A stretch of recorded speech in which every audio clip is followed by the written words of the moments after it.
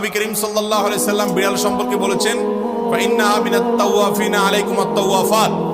বিড়াল তোমাদের বাসাবাড়িতেই থাকে, এইজন্য তার ঝুঁটাকে তিনি হারাম করেন নাই।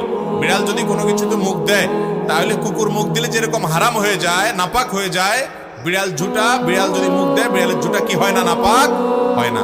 এইজন্য বিড়াল পালা জায়েজ আছে, বিশেষ করে ইঁদুরের উপদ্রব থেকে বাঁচার জন্য, কিংবা এমনি আদর করে আপনি বিড়াল পালেন, কোনো অসুবিধা নাই। আপনারা সবাই জানেন একজন সাহাবী ছিলেন, নাম হলো আবু হুরায়রা। নাম শুনছেন না? রাদিয়াল্লাহু তাআলা আনহু। ওনার নাম কিন্তু আসলে আবু হুরায়রা ছিল না, ওনার নাম ছিল প্রসিদ্ধ মত অনুযায়ী আব্দুর রহমান। আরো অনেকগুলো মত আছে ওনার নাম নিয়ে, কিন্তু ওনার নাম পরে আবু হুরায়রা উঠে গেছে। কিভাবে? ওনার একটা বিড়াল ছিল, জামার হাতার ভিতরে এই বিড়াল ভরে অনেক সময় মসজিদে নিয়ে আসতেন।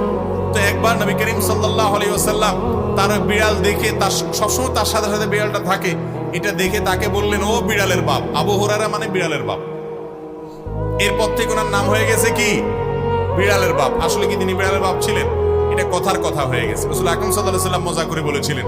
তো তারপর থেকে ওই নামে তিনি পরিচিত হয়ে গেছেন।